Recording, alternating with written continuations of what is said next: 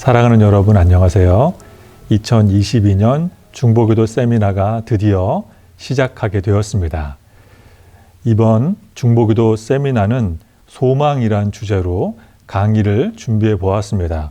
예레미야 3장 21절 이하에 있는 말씀, 내가 그를 바라리라. 즉 하나님을 바랄 때 하나님께서 우리에게 주시는 소망의 말씀, 특별히 기도를 통해 하나님이 우리에게 주시는 소망에 대해서 이제 중보기도 세미나를 통해서 함께 알아가고자 합니다. 아무쪼록 이번 중보기도 세미나를 통하여 하나님이 주시는 소망으로 충만해지시는 우리 모두가 될 수 있기를 예수님의 이름으로 축원드립니다. 아멘. 다들 이미 잘 아시겠지만 중보기도 세미나를 이수하신 분들은 학점을 부여받게 됩니다. 또 중보기도 세미나를 완수하신 분들은 중보기도 사역에 참여하실 수가 있습니다. 이번 중보기도 세미나는 총 4번에 걸쳐서 강의를 준비했습니다. 제가 3회에 걸쳐서 영상 강의를 유튜브에 송출을 할 것이고, 이제 엊그제 오신 이문미 선교사님께서 말씀하신 것을 마지막 4번째 강의, 총 4개의 강의를 다 들으신 분은, 이 4개의 강의를 다 들으신 분들은 학점을 부여받게 됩니다. 그런데 중요한 것은 그 전에 먼저 우리 각 반의 반장님에게 4개의 강의를 다 수강하신 여부를 반드시 확인해 주시기를 바랍니다. 각 반의 반장님에게 강의를 다 들었음을 보고해 주신 분들은 이제 학점을 부여받으시고 또 중보기도 사역에 참여하실 수 있습니다. 중보기도 사역에 참여하시는 분들은 우리가 매일 9시 기도회를 통하여 요일마다 달라지는 주제별로 달라지는 기도 제목을 가지고 나라와 민족과 교회와 또 건강 회복과 영적 회복을 위하여 기도할 수 있으며, 더불어 매달 한 번에 걸쳐서 실시간 기도에 참여하실 수가 있습니다. 또 헌신자 기도에도 참여하실 수가 있습니다. 이 실시간 기도회와 헌신자 기도회는 교구 방학 때에는 더불어 함께 쉰다는 것을 미리 사전에 말씀을 드립니다. 오늘 첫 번째 강의의 제목은 소망이 되는 기도입니다. 소망이 되는 기도. 이 예레미야 애가를 통하여 예레미야의 시대처럼 오늘날 우리가 살고 있는 시대도 영적으로 어두운 현실이지만 하나님께서 우리의 기도에 관심이 많으시고 우리의 기도를 통해 하나님께서 좌절해 있는 우리에게 소망으로 충만하게 해주시는 그 하나님을 새롭게 만날 수 있기를 다시 한번 예수님의 이름으로 축원드립니다. 승리할 수 있는 우리 모두가 되기를 간절히 기원합니다. 오늘 첫 번째 강의, 소망이 되는 기도, 첫 번째 들을 수 있는 교훈은 하나님은 인간의 기도를 소망으로 바꾸어 주십니다. 하나님은 우리의 기도를 소망의 기도로 바꾸어 주십니다. 예레미야 말씀을 한번 살펴보겠습니다. 예레미야 1장 1절에 보면 이런 말씀이 있습니다. 슬프다 이 성이요. 이 성은 이제 바벨론 군대에 의하여 이제 멸망당하기 직전에 남유다의 예루살렘 성을 말합니다. 예루살렘 성전이 있는 예루살렘 성. 그 성에 예레미야가 전에는 이렇게 말합니다. 사람들이 많이 붐볐던 곳이지만 이제는 어찌 그리 적막하게 되었는가 라고 한탄 어린 속기를 합니다. 여기서 말하는 이 어찌 그리라는 이 말, 또 예레미야 2장 1절은 이렇게 시작하고 있습니다. 슬프다 주께서 어찌 그리 진노하셨는가. 딸 시온이라고 말하고 있습니다. 즉 예레미야는 이 예루살렘 성전이 있는 이 남유다, 이 시온 땅, 하나님이 임재하시기로 약속하신 하나님의 약속하신 언약으로 묶여있는 이 딸 시온이 어찌하여 이렇게 황폐화되었는가 라고 말을 합니다. 여기서 말하는 이 어찌하여라는 표현이 예레미야 애가에서 반복해서 나오고 있습니다. 이 예레미야 애가라는 이 말은 헬라어로는 장성곡이라는 뜻이고 또 우리나라 말뜻으로는 슬픔의 노래, 애가 슬픔의 노래라는 뜻인데 히브리어 원어로는 에카라고 말을 합니다. 에카. 이 에카라고 하는 뜻이 어찌하여라는 뜻입니다. 즉 예레미야는 하나님 에카 어찌하여 하나님의 딸 시온성이 이렇게 황폐하게 되었습니까? 하나님의 에카, 어찌하여 사람이 북적거리던 이 도시가 이렇게 적막하게 되었습니까? 한탄 어린 소리, 이 감탄어, 한탄 어린 의성어 에카에서 기원한 성경이 바로 에가, 예레미야 에가의 말씀입니다. 예레미야 에가는 몇 가지 배경을 두고 있습니다. 첫 번째, 기원전 597년경 예루살렘의 1차 포위를 배경을 두고 있습니다. 그래서 바벨론 군대가 예루살렘 도시를 포위하여 예루살렘 성전을 파괴하였고 예루살렘 도시를 함락한 이 첫 번째 배경에서 시작을 합니다. 두 번째, 예루살렘 이 에가의 배경은 예루살렘 도시가 성전이 파괴되고 도시가 함락되면서 이제 568년경에 남유다가 완전히 패망하여 히브리 민족이 다수가 바벨론 포로로 압송되는 이 두 가지의 배경 속에서 예레미야 선지자는 예레미야 에카의 말씀을 기록하였습니다. 즉 성전이 파괴됐고 도시가 파괴됐고 이제는 남아 있었던 이제 레위인 제사장 무리들, 남유다의 엘리트 귀족 계층들, 똑똑한 많은 사람들이 바벨론의 포로로 한순간에 바벨론 강대국의 최하층 민족으로 포로로 잡혀가는 이 가슴 아픈 현실 속에서 에카, 슬픈 노래를 부르고 있습니다. 즉 이런 것입니다. 하나님을 믿고 있는 하나님의 백성들이 이제 하나님을 떠나서 우상을 섬기기도 하고 하나님이 싫어하시는 애굽 땅을 섬기기도 했습니다. 우리가 범죄한 것은 잘 알고 있습니다. 하나님. 그런데 하나님, 지금 하나님께서 이렇게 성전을 파괴하고 도시를 함락시키고 하나님의 자녀들을 바벨론 이방 민족의 포로로 잡혀가게 하신 것은 어찌하여 하나님 너무 심하신 것 아닙니까? 라고 지금 예레미야가 하나님께 항변하고 있는 것입니다. 하나님, 우리 민족이 하나님께 실수하고 범죄해서 우리가 하나님 잘못한 것은 알고 있습니다. 그런데 하나님, 그렇다고 하더라도 하나님이 이방 민족을 통해서 하나님을 믿는 민족을 이렇게 철저하게까지 파괴하신 것은 너무 심하신 것 아닙니까? 하나님의 심판은 너무 무거운 심판입니다. 하나님, 우리가 범죄한 것에 비해 하나님이 우리에게 내리시는 형벌은 너무나도 과중한 형벌입니다. 하나님 지나치십니다.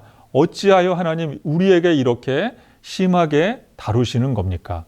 과거에 하나님께서 모세와 다윗과 많은 믿음의 선조들과 맺었던 그 신실한 언약, 아브라함과 맺었던 그 언약들은 하나님 도대체 어디에 있는 것입니까? 어찌하여 우리에게 이렇게 심하게 우리를 다루시는 겁니까? 라고 예레미야가 하늘에 계신 하나님께 어찌하여 에카라고 말하는 이 기도가 바로 예레미야 에가입니다. 예레미야 에가, 이 예레미야가 하나님께서 하나님의 민족, 히브리 민족, 이스라엘 국가를 심하게 다루시는 몇 가지 사건 중에 한 가지는 친어머니가 자신의 10개월 동안 뱃속에 품고 있던 아이를 이렇게 국가가 망하게 되자 자신의 아이를 살해하는 일까지 예레미야 에가에는 기록하고 있습니다. 즉 선지자 예레미야의 피눈물 섞인 기도가 예레미야 에가라고 할 수 있습니다. 배고픔과 두려움 때문에 한 아이의 엄마가 본인의 출산한 아기마저 살해하는 이 영아 살해가 빈번하자 예레미야는 하늘의 하나님께 에카, 하나님의 심판이 우리가 범죄한 것에 비해 너무 무겁습니다 라고 항변하고 있습니다. 항소하고 있습니다. 하나님께 강하게 되묻고 있습니다. 하나님을 믿는 아브라함의 후손을 하나님 이렇게 막대하셔도 되는 것입니까? 모세를 통한 출애굽의 기적을 하나님 잊으신 것입니까? 다윗 왕국과 맺은 영원한 언약이 이제는 영원하지 않은 것입니까? 하나님께서 우리 민족을 보호해 주시기로 한 하나님의 언약과 약속은 이제 유명무실해진 것입니까? 유명무실해진 것입니까? 라고 선지자가 하나님께 따지고 있는 것입니다. 선지자가 이 탄식 어린 이 말은 기도가 되었고 이 선지자가 창자가 끊어질 듯 외친 기도는 이제 문서, 예레미야 에가라는 문서로 남아서 우리가 저와 여러분이 이렇게 예레미야 애가라는 성경책으로 함께 말씀을 공부하고 함께 은혜를 나누고 있는 것입니다. 우리가 이 지점에서 놀라운 깨달음을 하나 얻을 수가 있습니다. 하나님은 우리의 탄식을 소망과 기도로 바꾸어 주신다라는 것입니다. 어떤 면에서 우리가 이런 깨달음을 얻을 수 있느냐면 바로 선지자 예레미야가 하나님으로부터 위로부터 아래로의 계시의 말씀을 받아 기록한 것을 우리는 예레미야서라고 우리가 말하고 있습니다. 우리가 이 부분에 있어서는 아마 이 일을 제기하는 분이 아무도 안 계실 것입니다. 즉 선지자가 하나님의 사람이 하나님께서 이 시대와 이 민족을 향한 하나님의 깊고 깊은 깨달음을 선지자에게 부어주시고 깨닫게 해주시고 선지자는 이제 하늘로부터 받은 이 말씀을 당신의 백성들, 하나님의 언약 백성들에게 위로부터 아래로 내려 꽂히는 말씀을 전달합니다. 하달합니다. 당연히 하늘로부터 선지자를 통해서 중간에 매개체인 선지자를 통해서 하늘로부터 땅으로 내려오는 이 하나님의 말씀은 우리가 믿고 따르는 하나님의 말씀입니다. 아무도 거절할 수 없습니다. 아무도 토를 달 수 없습니다. 그런데 반대로 예레미야 애가는 예레미야서와는 정반대의 케이스인 것을 알게 됩니다. 선지자 예레미야가 지금 이 땅의 가슴 아픈 현실을 보며 하나님 어찌하여 에카라고 창자가 끊어질 듯한 슬픔 어린 소리를 하나님께 땅에서 하늘로 항변하고 있습니다.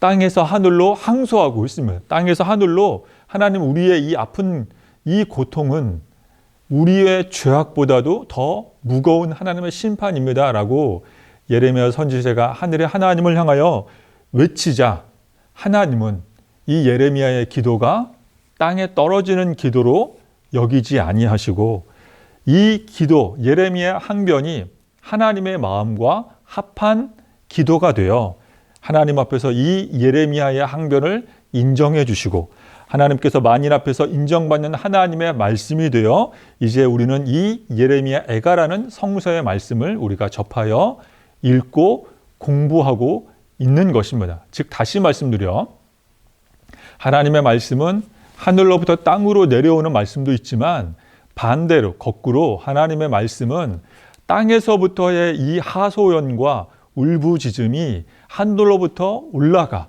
그것이 하나님께서 인정하시는 하나님의 마음과 통하는 하나님의 메시지가 되어 이제 문서로 작성되어 우리가 읽을 수 있는 기도, 하나님의 음성, 하나님의 깨달음과 교훈이 된다라는 것입니다. 즉 우리가 만약 당하고 있는 여러 가지 이 고통과 어려움을 이 마음을 담아 이 억울한 마음을 담아 우리가 하나님께 기도로 올려드렸을 때 그것이 단순히 허공에 메아리 치는 의미 없는 메아리이거나 단순히 그것이 우리의 한풀이인 그런 어떤 외침에 불과하다면 그 모든 것이 응답이 없이 땅에 떨어지는 그냥 시간 낭비에 불과하다면 우리는 기도할 이유가 전혀 없게 됩니다. 그러나 우리가 예레미야 애가를 통해서 기도할 수 있는 이유를 다시 한번 깨닫게 됩니다. 이 땅에서 하나님의 마음을 품고 우리가 하나님께 올려드린 그 모든 우리의 하소연, 우리의 모든 항변은 하나님께서 들어주시고 인정해 주신다라는 것입니다. 그렇습니다. 사랑하는 여러분, 단순히 우리의 기도가 어떤 정해진 시간에 정숙하고 이렇게 딱 형식에 맞춰져 있는 공예배 시간, 대예배 시간에만 드리는 그런 기도가 아니라 부서지고 망가지고 폐허가 된 이 엉망진창의 상황에서 애통하는 마음으로 하나님 어찌하여 하나님 우리에게 왜 이렇게 심한 형벌을 주십니까? 라고 간절한 외침을 하나님께 기도로 올려드릴 때 하나님은 이것을 하나님의 말씀과 동일한 가치로 여겨주신다라는 것입니다. 하나님의 마음이 담겨있는 성서의 교훈과 같은 소중한 것으로 하나님은 여겨주신다라는 것입니다. 그래서 하나님은 우리의 탄식을 기도로 바꾸어 주시고 우리의 탄식을 소망으로 바꾸어 주십니다. 그러므로 사랑하는 여러분, 이 코로나 시대에 우리는 잠잠고 가만히 있을 수 없습니다. 하나님 앞에 우리가 당한 고난을 하나님 어찌하여 우리를 이렇게 힘들도록 그냥 내버려 두시는 것입니까? 라고 우리는 간절히 기도할 수 있습니다. 그럴 때 하나님께서는 우리의 기도를 들으시고 응답하실 줄로 믿습니다. 성도들이 영상 예배를 드린다는 핑계로 교회 현장에는 나오지 않고 영상 예배만 드리는 이 영적 침체, 영적 게으름에 빠져 있는 현실을 보며, 그래서 우리는 하나님 어째서 이런 영적 침체의 시대가 왔습니까? 라고 우리는 기도할 수 있는 것입니다.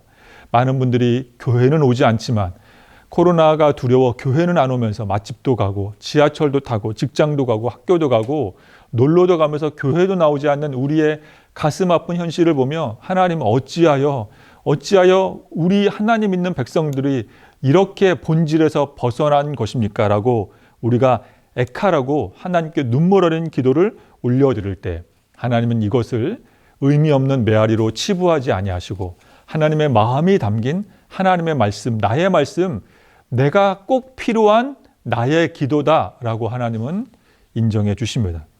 그래서 과거에 예레미야가 하나님께 어찌하여 에카라고 고함 지르며 기도한 것입니다.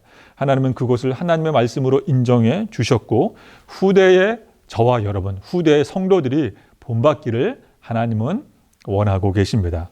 그래서 우리는 잠자코 있을 수 없습니다. 가만히 있을 수 없습니다. 한탄 어린 우리의 마음을 기도로 하나님께 올려드려야 합니다. 하나님은 우리의 탄식의 기도를 말씀과 소망과 응답으로 바꾸어 주십니다. 바로 여기에 이번 중보기도 세미나 내가 그를 바라리라 소망의 기도의 의미가 있습니다. 우리 스스로는 소망을 절대 발견할 수 없습니다.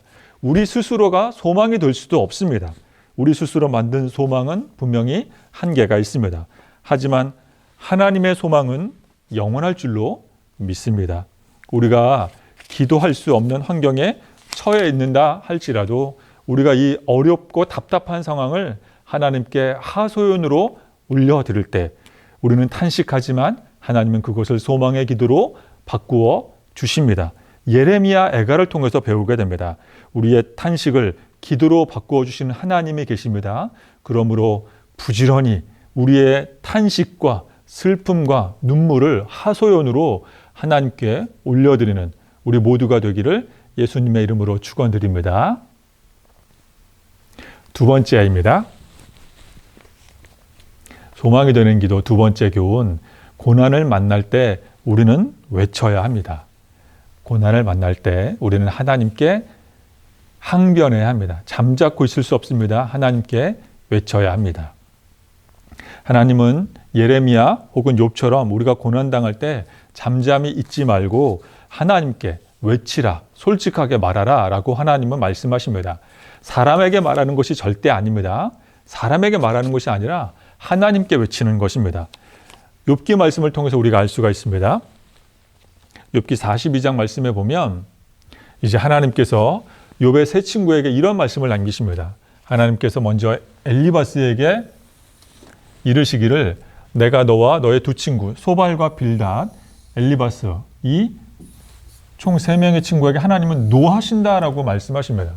왜 노하시냐면 너희가 하나님을 가르쳐 말한 하나님에 대한 증거한 것들이 바로 다 옳지 않기 때문이다 라고 말합니다. 즉 엘리바스, 소발, 빌닷이 깨닫고 믿고 있는 하나님에 대한 지식은 가짜였습니다. 반면에 욥은 그렇지 않습니다. 욥은 하나님께서 인정하십니다. 하나님이 욥이 너희를 위해 기도할 것이면 내가 그것을 받으리라 라고 하나님이 말씀하십니다. 즉 하나님은 세 친구의 편을 들지 않고 욥의 편을 들어주십니다. 42장 10절 말씀, 욥이 그 친구들을 위하여 기도할 때 여호와께서 욥의 공경을 돌이키시고 여호와께서 욥에게 이전 모든 소유보다 갑절이나 주신지라. 욥이 그 친구들을 위해서 먼저 기도했더니 하나님께서 회복의 역사를 주셨습니다. 욥이 그 친구들을 위해서 기도했다고 말하고 있습니다. 이것이 중요한 것입니다. 하나님께서 왜 욥이 그 친구들을 위해서 기도한 것을 인정해 주셨냐면 욥은 고난당할 때 잠자코 있지 않았기 때문입니다. 반면에 욥의 세 친구들은 욥이 고난당할 때 이것은 욥이 범죄했기 때문이니 너는 하나님 앞에서 회개하고 잠자코 있어라, 잠잠히 있어라 라고 말하지만 욥은 하나님, 나는 범죄하지 않은 의인입니다. 하나님, 저는 하나님 앞에서 이런 심판을 당할 만큼의 나쁜 짓을, 나쁜 행동을, 나쁜 어떤 종교적인 실수를 범하지 않았습니다. 그런데 제가 이런 환난에 환난을 더해서 고난에 고난을 당하는 것은 하나님 너무하신 것입니다. 욥은 끊임없이 예레미야처럼 하나님께 자신의 무죄를 항소연하고 자신은 죄가 없다라고 하나님께 끊임없이 하소연하고 항변하였습니다. 그랬을 때 최종적으로 하나님은 욥의 새 친구가 아니라 욥이 잘했다, 욥이 잘한 것이다라고 칭찬해 주십니다. 그렇습니다. 우리들도 어려움을 당할 때 욥처럼 하나님을 향해 하나님, 나는 이렇게 지금 어려운 상황입니다. 억울합니다. 답답하고 힘든 것을 우리는 외쳐야 합니다. 잠자코 있을 수 없습니다. 잠자코 있는 것은 하나님이 뜻하시는 바가 결코 아닙니다. 힘들고 어려울 때 잠자코 있는 것은 하나님을 아는 지식이 부족하기 때문이며 영적 침체로 빠지는 지름길로 들어선 것입니다. 그렇기 때문에 같은 이유로 예레미야도 욥처럼 어려운 민족의 현실을 보며 기도하고 있습니다. 왜냐하면 하나님은 하늘을 향해 외치는 자의 소리에 귀 기울이시는 하나님이시기 때문입니다. 그래서 예레미야는 성전이 무너져 내리고 동포가 포로로 잡혀갔을 때, 도시가 무너져 내릴 때 하나님께 어찌하여 에카의 기도를 올려드리고 있습니다. 하나님께 올려드린 그 간절한 외침은 기도가 되고 말씀이 되어 하나님께서 회복의 역사, 회복의 약재료로 바꾸어 사용해 주시기 때문입니다. 그것은 하나님이 인정하시는 우리의 기도가 되는 것입니다. 그러므로 우리는 고난당할 때 사람의 위로를 찾기보다, 고난당할 때 고통을 잠시 잊으려고 유흥거리, 즐거움을 찾기보다, 고통당할 때 어떤 맛집을 찾거나 고통당할 때 어떤 세상적인 지식을 구하기보다 하나님 앞에 나아가 소리쳐 기도해야 할 줄로 믿습니다. 하나님께서 우리의 기도를 들으시고 응답해 주십니다. 하나님은 고난당할 때 마땅히 외쳐야 할 때 외치는 자의 소리를 들으십니다. 하나님은 우리의 고난당할 때 우리의 외침을 하나님은 기다리고 계십니다. 결코 사람이나 관광지나 스포츠나 먹거리가 우리의 위로가 되지 않습니다. 하나님이 우리의 위로가 되십니다. 이제 세 번째, 소망이 되는 기도. 세 번째 교훈. 상황은 여전하지만 언제나 하나님은 우리에게 소망을 주십니다. 상황은 여전합니다. 하지만 언제나 하나님은 우리에게 소망을 주십니다. 즉, 다시 말해 상황은 변하지 않았습니다. 우리를 힘들게 하고 어렵게 하는 상황은 여전히 그대로입니다. 그러나 하나님은 여전히 신실하셔서 우리에게, 한결같이 우리에게 소망을 주십니다. 또 말씀을 통해서 한번 살펴보겠습니다. 예레미야 애가 3장 말씀에 보면 예레미야가 이 상황이 변함없이 끔찍하고 열심히 기도했지만 상황은 달라지지 않는 고통받는 이 무질서의 상태, 다 모든 것이 무너져 내린 상태에서 놀랍고 놀라운 회복시켜 주시는 회복의 하나님을 예레미야가 새로 깨닫게 됩니다.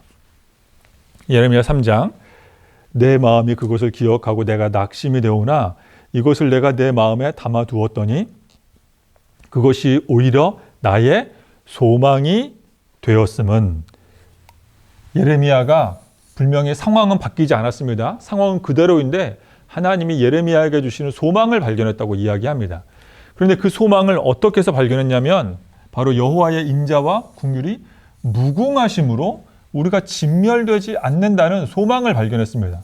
즉 이스라엘 민족이 완전히 소멸되지 않는다는 이 소망을 예레미야가 발견했습니다. 근데 이 소망의 근거는 하나님의 인자와 긍휼입니다. 히브리 민족이 신실해서가 아닙니다. 예레미야가 기도를 많이 해서가 아니라 하나님의 인자와 신실하심 때문에 소망이 있다. 우리는 다시 살아날 수 있다라는 소망을 예레미야가 발견했습니다. 근데 구체적으로 그럼 어떻게 하나님이 인자와 긍휼이 이렇게 한이 없으신가? 무엇 때문에 하나님은 범죄하고 포로로 잡혀간 이제 모든 사람이 손가락질하고 모든 사람이 등 돌린 이 이스라엘 민족을 회복시키시는가? 그 근거가 다음 말씀에 있습니다. 23절, 24절, 예레미야 애가 3장 23절 24절 말씀 제가 읽겠습니다. 이것들이 아침마다 새로우니 주의 성실하심이 크시도소이다. 내 심령에 이르기를 여호와는 나의 기업이시니 그러므로 내가 그를 바라리라 하도다. 내가 그를 바라리라. 우리의 이번 중보기도 세미나의 말씀입니다. 즉 하나님을 향해 기도 중에 소망을 발견한 사람들은 나는 그를 바라겠습니다. 나는 하나님을 바랍니다. 나는 예수 그리스도를 바라봅니다. 나는 성령님을, 보혜사 성령님을 바라봅니다. 라고 말할 수 있습니다. 소망을 발견한 기도의 사람. 그런데 예레미야는 도시가 망하고 성전이 무너지고 동족들이, 이웃들이 포로로 잡혀가는 이 상황 속에서 어떻게 소망을 발견했느냐면 바로 23절 말씀입니다. 그것들이, 이 소망들, 아침마다 새롭다라는 것을 예레미야가 발견하게 된 것입니다. 아침마다 새롭다. 현대를 사는 우리는 매일 아침마다 태양이 뜨는 것은 지구와 태양 사이의 자전과 공전의 법칙으로 12시간 주기로 태양이 뜨고 진다는 것을 우리는 그렇게 학교에서 배웠고 알고 있습니다. 우리가 알고 있는 태양은 과학적인 지식을 근거로 알고 있는 태양입니다. 하지만 예레미야가 살고 있었던 고대 시대의 히브리인들은 태양이 뜨는 것은 공전과 자전 때문에 뜨는 것이 아니라 태양이라는 존재와 하루라는 존재, 태양과 하루가 서로 간에 계약을 맺어서 이 계약 때문에 태양이 뜨고 진다라고 고대 히브리인들은 믿었습니다. 즉 히브리인들의 사고방식 중에서 굉장히 중요한 것 중에 하나는 언약이라는 개념입니다. 언약. 이 언약이라는 개념 속에서 태양은 그날의 하루와 언약을 맺었습니다. 또 낮은 밤과 언약을 맺었습니다. 그래서 이 언약 관계는 절대 깨질 수 없는 불변의 약속이기 때문에 태양은 하루와 언약을 맺었고 또 낮은 밤과 언약을 맺었기 때문에 시간이 흐르면 적당한 때가 되면 태양은 떠오르고 태양은 지는 것입니다. 즉 이 낮과 밤의 언약처럼 태양과 햇님과 하루의 언약처럼 예레미야 자신이 아무리 지금 고달프고 어려운 상황 속에 있어도 하나님, 여전히 신실하신 하나님의 언약은 변함없구나. 마치 태양이 뜨는 것처럼 하나님의 언약도 여전히 신실하시구나라는 것을 예레미야가 아침 태양이 떠오르는 것을 보며 예레미야가 깨닫게 된 것입니다. 그렇습니다. 사랑하는 여러분, 예레미야는 아침 태양이 다시 떠오르는 것을 보면서 우리 이 이스라엘 민족을 심판받은 것도 하나님의 크신 계획 안에 있다. 태양이 떠오르는 것도 하나님의 창조 섭리 아래 이렇게 정확하게 뜨고 정확하게 지는 것이라면 지금 이스라엘 민족이 잠깐의 범죄로 잠깐 심판받고 있지만 하나님이 우리를 향한 하나님의 사랑은 변함이 없으니 우리는 다시 소생할 수 있다라고 예레미야는 믿은 것입니다. 그래서 예레미야가 나는 하나님을 바라겠다라고 말하고 있습니다. 여전히 우리의 상황은 변하지 않았고 우리가 거의 진멸되기 직전에 있지만 나와 같이 하나님을 향해 바라보며 기도하는 사람이 있다면 태양이 떠오르고 지는 것처럼 신실하신 하나님을 기도하며 응답을 기다리는 사람이 있다면 우리 민족은 절대 망한 것이 아니다 라고 예레미야는 깨닫게 된 것입니다. 태양처럼 빛나는 하나님의 신실한 은혜의 빛이 우리 민족을 비추고 있다 라고 예레미야는 깨닫게 된 것입니다. 그렇습니다. 사랑하는 여러분, 지금 우리가 여러 가지 세대 간의 갈등, 여러 가지 우리 작은 한반도 이 나라의 지역 간의 갈등, 빈부의 격차, 여러 가지 갈등 속에 우리는 놓여 있지만 또 강대국이 약한 나라를 침공하고 코로나 바이러스의 기세는 여전히 강세를 띠고 있지만 누군가가 온 세상에 하나님의 평강이 임하도록 이 나라 이민족의 복음화를 이루도록 통일한국을 위해서 누군가가 예레미야처럼 어찌하여 하나님이라고 기도하고 있다면 절대로 우리는 망한 것이 아닙니다. 절대로 하나님께서 우리를 폐허 가운데 방치하지 않습니다. 예레미야처럼 성전의 그 한 모퉁이에서 이제 다 무너져 내려가는 성전과 도시를 보며 누군가가 예레미야처럼 기도하고 있다면 하나님은 이 아우성 어린 그의 기도를 들으시고 응답해 주십니다. 그런 한 사람이 있을 때 이스라엘은 다시 회복하게 되는 것입니다. 그런 한 사람이 기도할 때 이 나라 이민족, 조국교회, 대한민국의 교회는 절대 무너지지 않는 것입니다. 그 한 사람이 기도한다면 교회는 망하지 않습니다. 그 한 사람이 기도한다면 가정은 무너지지 않습니다. 그 한 사람이 기도한다면 하나님을 떠났던 우리의 자녀는 하나님의 품으로 돌아올 줄로 믿습니다. 우리의 현실은 여전히 애통이 가득하고 답답하지만 매일 아침 떠오르는 태양처럼 우리 하나님은 신실히 우리를 사랑해 주십니다. 그 태양같이 신실하신 하나님을 기반으로 하나님이 우리에게 오늘도 소망을 주십니다. 그래서 예레미야는 결론적으로 이렇게 말하고 있습니다. 내가 그를 바라리라. 간절히 소망하기는 2022년 이번 중보기도 세미나를 통하여 이 소망이 되는 기도, 내가 그를 바라리라. 예레미야의 기도가 우리의 기도, 저와 여러분의 기도가 될 수 있기를 원합니다. 지금 비록 우리의 영적 현실이 빈곤해지고 지금 많은 사람들이 코로나를 핑계로 교회에 나오지 않고 우리의 자녀들이 수렁에 빠져 허우적거린다 할지라도 예레미야처럼 어찌하여 하나님 에카 어찌하여 우리에게 이런 일이 일어났습니까? 라고 간절히 기도한다면 절대로 우리는 망하지 않고 다시 소생할 줄로 믿습니다. 예레미야는 이 어려운 현실을 기도 가운데 깨달았습니다. 이 중보기도 세미나를 통하여서 계속해서 기도하는 우리 모두가 되어야 할 줄로 믿습니다. 이제 1강 마지막으로 작년 2021년 3월에 돌아가신 한 아버지에 대해서 소개하도록 하겠습니다. 이 한 집안의 가장이 세상을 떠났을 때 놀랍게도 온 세상의 언론은 이 한 아버지의 죽음을 대서특필했습니다. 한 집안의 가장이며 아버지의 죽음을 대서특필하는 데에는 그만한 이유가 있습니다. 그의 이름은 딕 호이트이며 딕 호이트는 뇌성마비 발달장애 아들 릭 호이트를 아들로 두었습니다. 딕 호이트는 아들이 태어났을 때 그만 열병으로 인하여서 발달장애를 앓게 되었고 이 장애를 앓은 아들 릭 호이트가 15살이 되었을 때 이제 학교에서 컴퓨터 사용하는 방법을 배우게 되었고 집에 와서 집에 있는 컴퓨터로 아버지에게 한마디 소망을 쓰게 됩니다. 아버지, 저는 달리고 싶어요. 아버지, 저는 세상 밖으로 달리고 싶어요. 그리고 아들의 이야기를 들은 이 아버지 딕 호이트는 아들 릭 호이트를 위해서 이제 마라톤 대회, 철인 3종 경기 대회 등등에 출전하게 됩니다. 그래서 세상 사람들은 이 딕 호이트, 릭 호이트 부자를 팀 호이트라고 부르게 되고 이 사연은 1984년 보스턴 마라톤 대회에 이 아버지와 아들이 참가하여 2시간 53분의 이 마라톤을 완주하면서 세상 사람들의 주목을 받게 되고 이제 작년 3월에 아버지 딕 호이트가 우리나라 나이로 81세에 세상을 떠날 때까지 많은 사람들이 사랑하고 관심을 가진 사연이 되었습니다.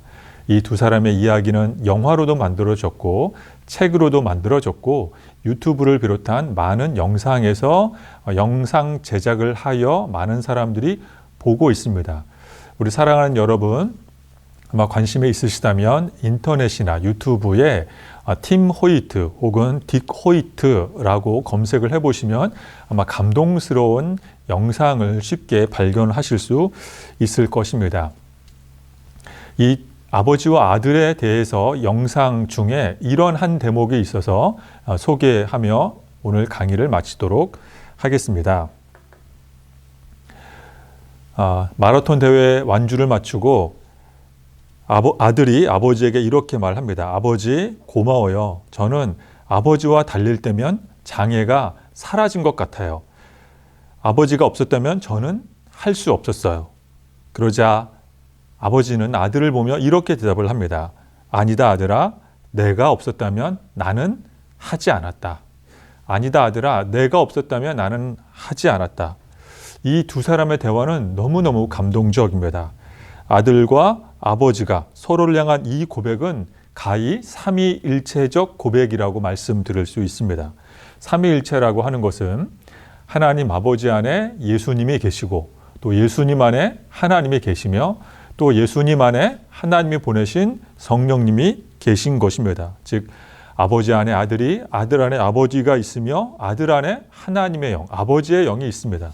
그래서 삼위일체라고 하는 것은 따로 같이 이 세 분의 존재가, 성부, 성자, 성령 세 분의 존재가 따로따로 존재하지만 그러나 서로에게 영향을 주며 또 서로 안에 거하시며 함께 완벽한 균형과 조화를 이루며 세상을 만드셨고 창조부터 이제 마지막 구원 역사까지 세 분이 함께 이 사역을 이루어 가십니다. 삼위일체로 이루어 가십니다. 이와 비슷하게 이 아버지 디코이트는 아들이 없었다면 달리지 않았을 것입니다. 아들이 있었기 때문에 아들의 요청으로 인해서 아버지는 각종 달리기 경주 대회에 아들과 함께 뛸 수 있었고 또 아들은 아버지 때문에 아버지와 함께 아버지의 품 안에서 더 넓은 세상으로 나아갈 수 있었습니다. 그리고 작년 2021년에 이 많은 사람의 사랑과 존경을 받던 아버지 디코이트는 세상을 떠나게 됐습니다. 다시 말씀드리자면 아들의 요구는 아버지를 움직이게 했고 아들이 자신의 요청에 응답을 받고 좋아하는 모습에 아버지는 멈추지 않고 계속해서 더욱 달리게 됐습니다. 그리고 자신을 향한 이 아버지의 헌신을 보며 아들은 기뻐했습니다.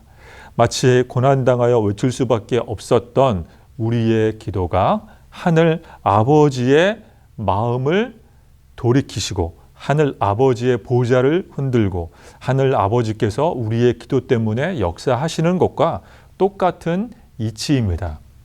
이처럼 하나님께서 멸망당한 히브리 민족을 70년 만에 포로 생활에서 마치고 귀환하게 하신 이유는 예레미야처럼 하나님 어찌하여 에카라고 기도하는 그 한 사람이 있었기 때문입니다. 내가 그를 바라리라 라고 소리치며 하늘을 향해 아우성을 올려드릴 때 우리 인간 세상의 모든 슬픔을 하나님께 항변하며 기도로 하나님께 올려드릴 때 그 한 사람, 기도하는 한 사람이 있다면 하나님께서는 기도에 응답해 주시고 회복시켜 주십니다. 왜냐하면 기도하는 사람은 하나님의 소망을 발견하기 때문입니다. 하나님은 그의 기도로 소망을 주시고 또 그 기도는 소망을 다시 한번 우리 속에서 샘솟게 하고 하나님은 그 기도를 통하여 또 우리에게 소망을 주시고 그 기도로 하나님 아버지는 역사하시고 하나님의 방법과 때에 따라서 하나님은 우리의 응답을, 우리가 원하는 응답을 앞당겨 주시고 그렇습니다. 그러므로 이번 중보기도 세미나를 통해 하나님께서 우리에게 주시는 소망을 우리가 기도를 통해 발견하여 우리 하늘 아버지께서는 우리의 기도를 아들된 우리의 기도를, 자녀된 우리의 기도를 기다리시는 하나님께 더욱더 기도하여 응답받고 기도 생활에 전념하는 저와 여러분, 우리 모두가 될 수 있기를 간절히 소망합니다. 이제 1강을 정리하도록 하겠습니다. 첫 번째, 하나님은 인간의 탄식을 소망으로 바꾸어 주십니다. 두 번째, 고난을 만날 때 우리는 하나님께 외쳐야 합니다. 잠잠할 수 없습니다. 하나님께 소리쳐 항변하며 기도해야 합니다. 세 번째, 상황은 여전하지만 언제나 하나님은 우리에게 소망을 주십니다. 우리의 상황은 쉽게 잘 변하지 않지만 기도하는 사람에게 하나님은 기도를 통하여 소망을 주시고 또 우리의 기도는 하나님을 움직이게 하는 힘이 됩니다. 원동력이 됩니다. 그러므로 1강을 통하여 더욱더 기도하기로 다짐하는 저와 여러분 될 수 있기를 다시 한번 예수님의 이름으로 축원드립니다. 이제 기도하겠습니다. 사랑의 하나님 아버지, 우리의 기도를 기뻐하시고 우리가 기도하기를 기다리시는 하나님 아버지, 우리가 기도하여 예레미야처럼 응답받고 하나님의 찾으시는 기도하는 그 한 사람 우리 모두가 될 수 있도록 인도해 주시옵소서. 예수님의 이름으로 기도드립니다. 아멘.